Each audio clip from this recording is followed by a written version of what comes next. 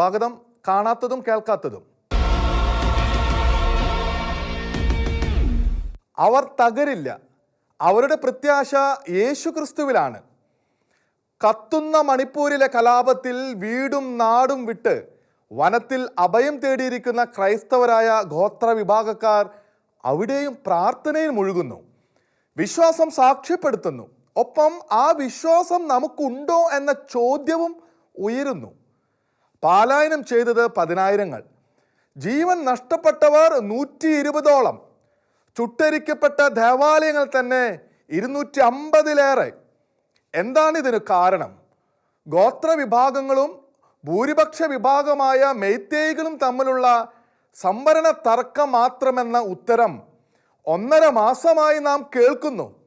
വർഗീയതയും മതവിദ്വേഷവും മാറ്റി നിർത്താനുള്ള വിശദീകരണം. എന്നാൽ അതാണോ സത്യം? അല്ലെങ്കിൽ അതാണോ പൂർണ്ണ സത്യം?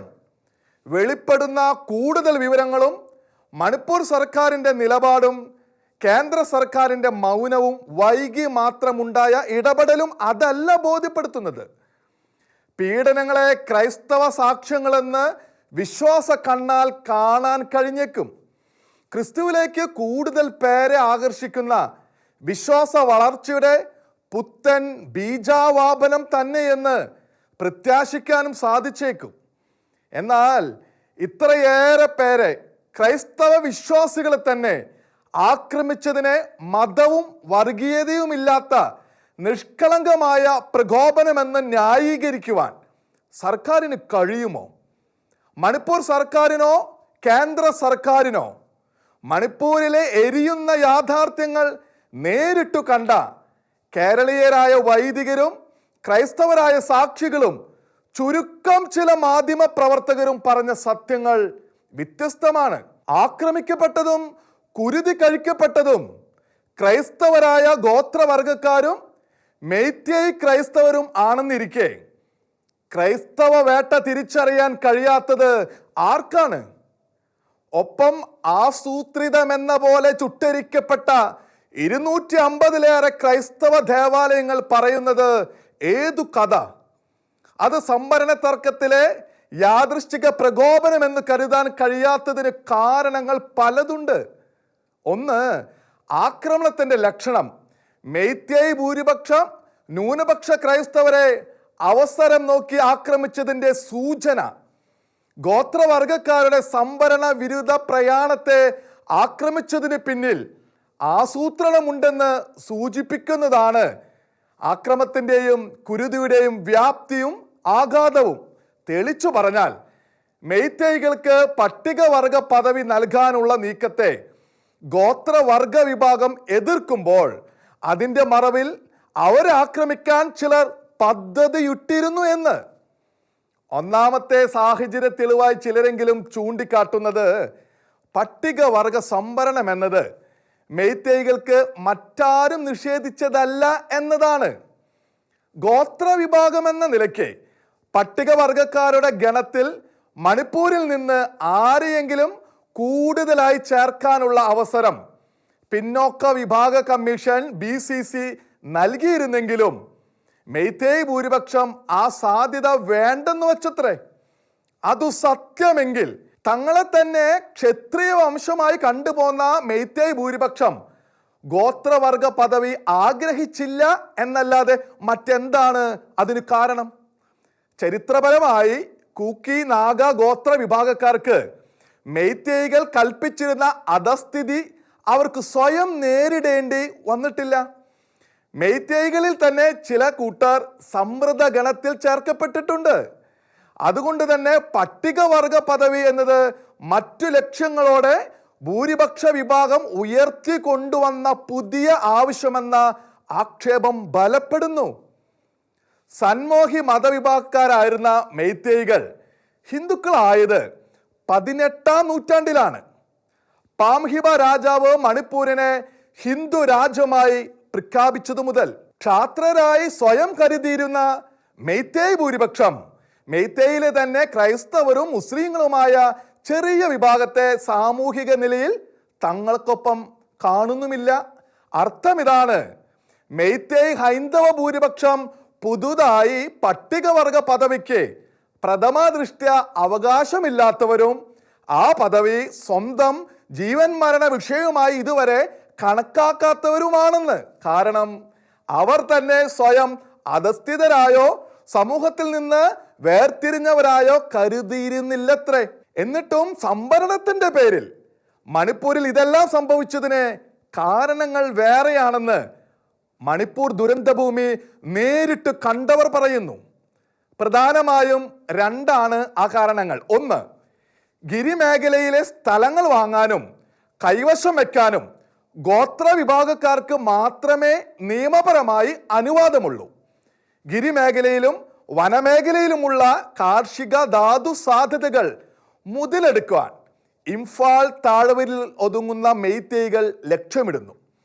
അത് സാധിക്കണമെങ്കിൽ അവർക്ക് ഗോത്രവർഗ പരിഗണന അഥവാ പട്ടികവർഗ പദവി വേണം.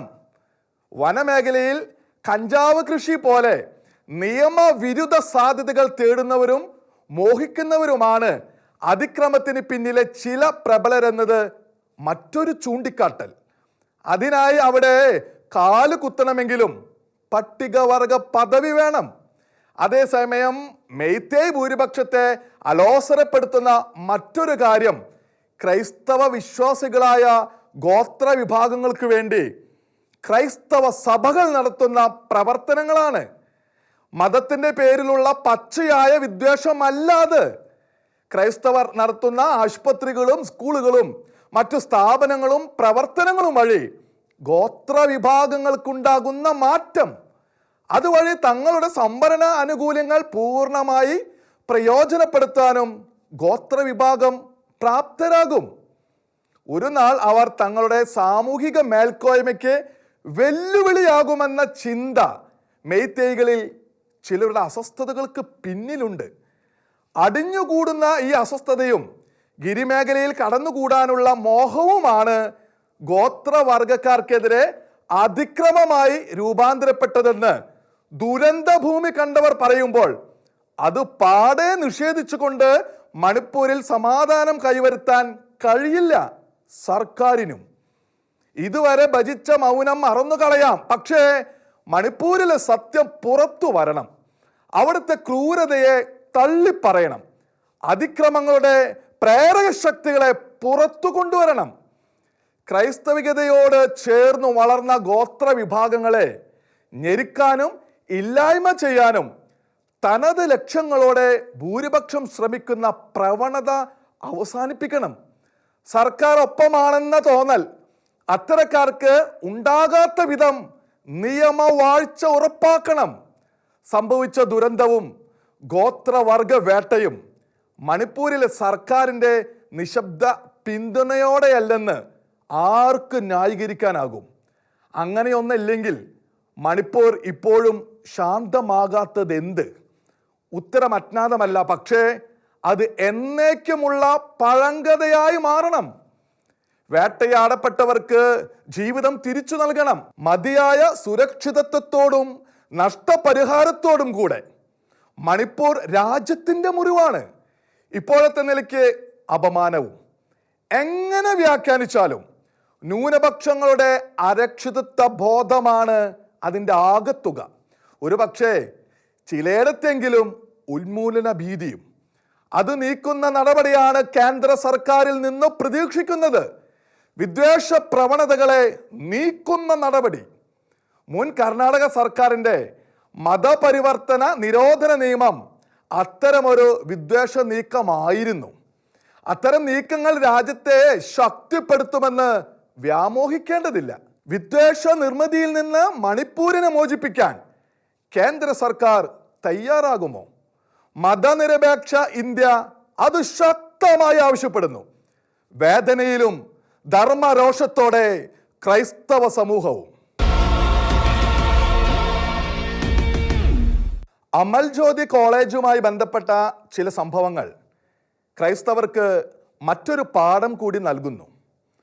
സ്വന്തം വിശ്വാസത്തെയോ സഭയെയോ സഭാ സ്ഥാപനങ്ങളെയോ പരസ്യമായി സംരക്ഷിച്ചു പറയാൻ ക്രൈസ്തവ ചെറുപ്പക്കാർ തുനിയരുത്.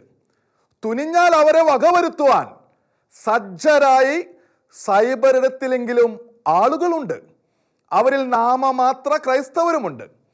ക്രൈസ്തവ യുവത സ്വന്തം വിശ്വാസത്തെ സാക്ഷ്യപ്പെടുത്തുന്നത് മഹാവർഗീയത എന്ന മട്ടിൽ പ്രചരിപ്പിക്കുന്നവരുമുണ്ട്. വേറെ ചിലരാകട്ടെ ക്രൈസ്തവ ചെറുപ്പക്കാർ പൊതുസമൂഹത്തിൽ വിശ്വാസ ജീവിതം മൂടി പിടിക്കണമെന്ന് അനുശാസിക്കുന്നു. അല്ലാഞ്ഞാൽ പിന്തിരിപ്പന്മാരും സങ്കുചിത മനസ്കരും വർഗീയവാദികളുമെന്ന് ചിത്രീകരണം. സ്വയം ആർക്കോ വിലയ്ക്ക് കൊടുത്ത ചില ക്രൈസ്തവ നാമധാരികൾക്കൊപ്പം ഇതേ സൈബർ ഹിംസയിലും വേട്ടയിലും പങ്കുചേരാൻ പകവിളഞ്ഞ വേറെ നിരവധി പേരുമുണ്ട്. പ്രണയക്കെണിയെയും നാർക്കോ കെണിയെയും കുറിച്ച് ഒരു പിതാവ് ക്രൈസ്തവ സമൂഹത്തെ ഉപദേശിച്ച നാൾ മുതൽ വിദ്വേഷ പ്രചാരണം തുടങ്ങിയവരിൽ ചിലർ. അതിൻ്റെ ഏറ്റവും ഒടുവിലത്തെ ഉദാഹരണങ്ങളിൽ ഒന്നാണ് അലോഹ ബെന്നി എന്ന പെൺകുട്ടിയുടെ അനുഭവം. അമൽ ജ്യോതി കോളേജിനു വേണ്ടി ശക്തമായി പ്രസംഗിച്ചതു മുതൽ ആ കുട്ടിക്കെതിരെ സമൂഹ മാധ്യമങ്ങൾ പലതിലും നടക്കുന്നത് ഹിംസാത്മക പ്രചാരണം.